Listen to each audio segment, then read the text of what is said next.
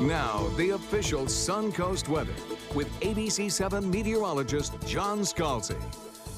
Well, this is what the coast looked like a little earlier today. It's torrential rain now. You could never shoot this video at the current time because you can't see in 5 feet in front of you with some of the rain showers that are around.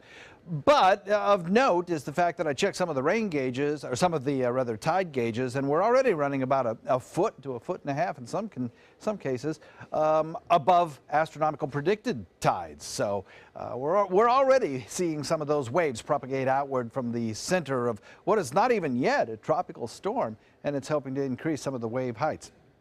Taking a look at current conditions out there, 78 degrees the air temperature, southwest wind now brisk at 21. That is the beginning of those winds that are going to help push that water right up against the shore. And even though we don't have a great storm surge problem, not like they're going to have up around the Big Bend region where they could see some really significant flooding there, I think we do have the possibility of seeing a 1 to 3 foot storm surge, which could lead to some localized flooding along coastal regions tomorrow at high tide, which is about this time tomorrow as well, 1 o'clock to 2 o'clock. Also, we'll probably see rip current issues, and the wave action is horrible for boaters. Small craft advisories are in effect. You don't want to leave port. Thunderstorm activity, we'll have a lot of that around today. We already have some big storms now rumbling through parts of Manatee County. Now they've moved into Bradenton, as we mentioned they would a few minutes ago. Anywhere from Siesta Key all the way up to Anna Maria. Slow go on those roads. And I am sure we have some flooded streets out here on the Key.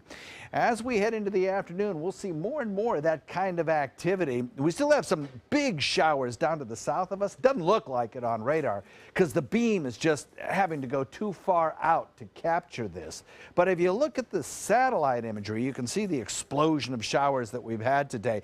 And the core of this has to lift off to the north and to the east because it's going to get caught up by trough low pressure. And on the east side of that core is where all the rain is. So it's headed right for the west coast and north central coast of Florida. And we've already had some significant rainfalls, around 4-inch plus rainfalls over the last 48 hours. So you add that to an anticipated another 4 to 6 inches of rain. And there are going to be places that top out, 10, even 12 inches of rain along the west coast of Florida for the total event that we're going to see here.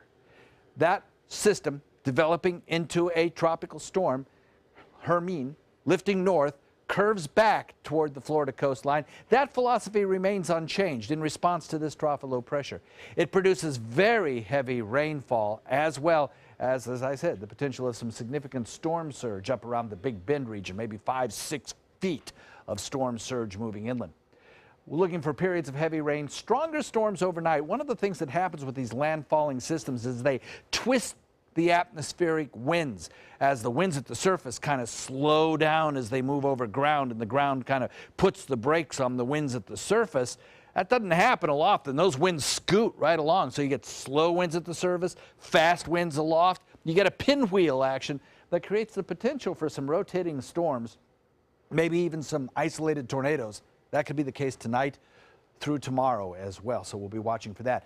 TD number 9, stationary with 35-mile-an-hour winds, forecast to lift to the north and start its turn toward the North Florida coastline by tomorrow morning, and then by tomorrow evening probably making landfall. Scooting across the coast intact, it'll exit out into the Atlantic coast and possibly strengthen some over there as well as it moves up the mid-Atlantic coastline. Gusty winds, small craft advisories, obviously stay in port. It's really kind of late to do anything with your boat now if you have not already done so. Breezy, rains today, tomorrow, windy at times with gusty conditions.